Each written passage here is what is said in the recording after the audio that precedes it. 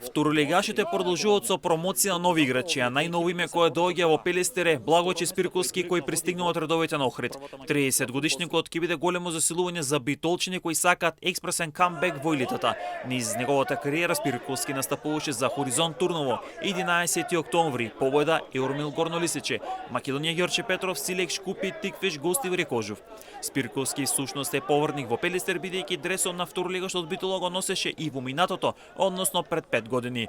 Во следните денови се очекува засилување да има кај останатите второлигаши. Детонит Плочковеца пред подпис уште едно засилување, а пак Беласица во следниот период треба да промовира неколку засилувања за подигање квалитетот во сопствените редови. А токму овие две екипи ќе се соочат на контролен меч кој ќе се одигра в сабота во Радовиш. Паралелно со засилувањето кај второлигашите, активност на трансфер пазарот има и кај прволигашите.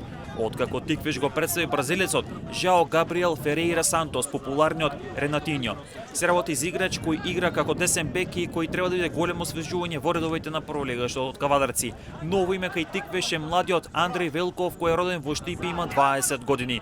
Доаѓа од Бреера Струмица, а во неговата кариера настапуваше за Штипска Брегалница, од каде ја започна кариерата. Тиквеш со убедлива победа од 5-1 ја отвори новата сезона во првата македонска фудбалска лига, а со ангажманот на Ренатиньо се очекува зголемување на квалитетот во сопствените редови.